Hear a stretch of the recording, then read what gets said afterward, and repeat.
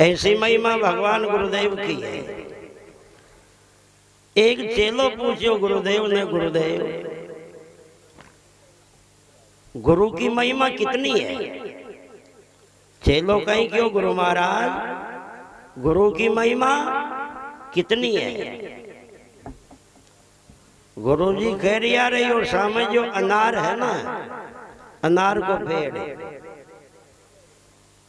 एक ऐसो तू यान कर एक अनार तोड़ ले रहा।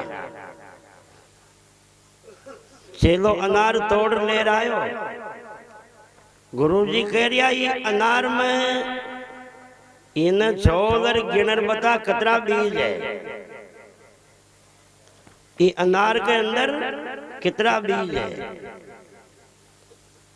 चेलो गिनर बतायो के ये अनार के अंदर 200 बीज है। ये एक अनार के अंदर 200 बीज है। गुरुजी कह रहा बोल अब ये 200 बीज में कितना अनार है? गुरुजी कह रहा अब बता ये 200 बीज में अनार कितना है? अगर ये 200 बीज उगे तो बोलो कितना अनार है यहाँ? चलो करियो गुरु महाराज मारो तो कैलकुलेटर काम न कर रही हो, मारो तो जोड़ तोड़ को मामलो फेल है। तो कि बस यही गुरुदेव की महिमा है, जिनको वर्णन करने से अपनी मति भी रुक जाए, हैं वही गुरुदेव की महिमा है। महात्मा कबीर ने कहा ना, 7 समुद्र मसी करो, आए सब बनराई कलम करूं बनराय। 7 समंदर मसी करूं सब कलम करूं बनराय। और फिर भी गुरु गुण लिखियो न जाए, गुरु की वो महिमा है। तो ये तो बात हुई गुरु महिमा की, गुरुदेव की महिमा की। गुरुदेव अनंत स्वरूप है तो उनकी महिमा भी अनंत स्वरूप है। दूसरी बात, जिंदगी में गुरु की शरण की जरूरत क्यों है? ऐसा कौन सा जिंदगी का कार्य है जो गुरुदेव के बिना अटक जाता है? क्यों है जीवन में गुरुदेव की शरण की जरूरत है?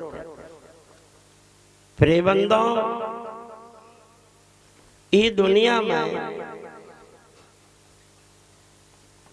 न तो अपना रुपया टका अपना भलो कर सके, ये सिद्ध होता है। माया की ताकत से अगर किसी का कल्याण हो जाता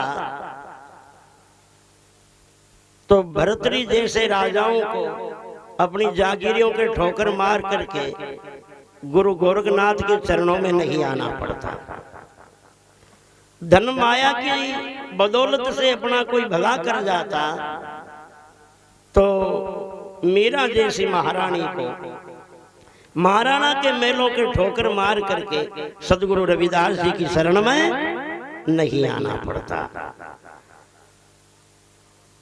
अपने राजनीतिक पद या कोई नौकरी के पद या कोई धन दौलत के ताकत से ही अपना कल्याण होता तो 20 साल की उम्र में 16 रानियों को महल में बिलकती छोड़ करके माता मैनावत के एक शब्द में राजा गोपी चंद को राजधानी के ठोकर मार कर गुरु जालंधर की शरण नहीं जाना पड़ता। अगर धनमाया की ताकत से अपना भला होता तो बांदी के यानी दासी के एक बचन की फटकार से ईरान के मुल्क बुखारे के बादशाह सुल्तान को जागीरी के ठोकर मार करके फकीर नहीं बनना पड़ता। महात्मा पलटू साहिब लिखते हैं, तुरी 18 लाख, तुरी कहते हैं घोड़े को, जिनकी 18 लाख सेना के ऊपर राज करता। तुरी 18 लाख फकीरी बलकरी, दिए मर्द ने छोड़ आस तज खलकरी, पैर छीतरा लंगोटक जामा कर गया, हर हाँ पलटू वो नर अखाड़े आई फकीरी ले गया। है टुक लोटत बांदी इतना ही कहा था बादशाह को। उनकी सेज में सो गई थी, अचानक बादशाह आ गया, अपनी सेज में सोती देख करके दासी के 2 5 को उड़ा दिया। दासी रोई को ने राजी हुई है। बादशाह ने सोचा मामला कुछ और है। अरे पिटाई करते तो रोना आता है, हंसना थोड़ी आता है। ये राजी हो रही है। बोलिए दासी तू हंसी क्यों? खेदियों का अंदाजा के खेदे के देख जो बीज लो पड़ जा सुनते ही भाई खरी बड़ी दोरी सुननी आवे ना, बड़ी मुश्किल सुनने आवे। बादशाह हिम्मत करके दी साथ ही गुना महापत ने सांची कह दे। जब बादशाह से बांदी कह रही है टुक लोटत किंचिया पड़ी, बांदी करे पुकार 1600 हुरमा तनो जुल्मा को नहीं पार, जुल्मा को नहीं पार मार मौला भुगतासी। अरे ऊंदो दई लटकाई मियां थन जवाब न आसी। सुन सुल्तान यूं चमकियो अब तजता लगी न बार, टुक लोटत किंचिया पड़ी जद बांदी करी है पुकार है।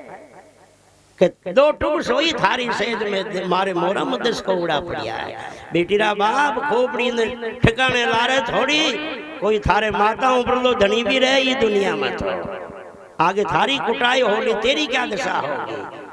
ठोकर मार के राजगद्दी के फकीर बन के निकला है। यानी ये सिद्ध होता है कि इन धन माया से, परिवार से या कोई राजनीतिक या नौकरी के पद से अपना जीव का कल्याण हो जाता तो आज दिन तक इतिहास साक्षी रहा है। इतने राजा महाराजाओं को सब कुछ छोड़ के संतों की शरण में नहीं आना पड़ता है। समझ जाओ, चाहे लखपति हो, चाहे करोड़पति हो, चाहे अरबपति हो, चाहे बड़ा परिवार वालों हो, कितना जेक चेक वालों हो, हवेलियां वालों हो, मगर जिनके जीवन में गुरु नहीं है तो समझ जाओ उनकी जिंदगी जीरो है।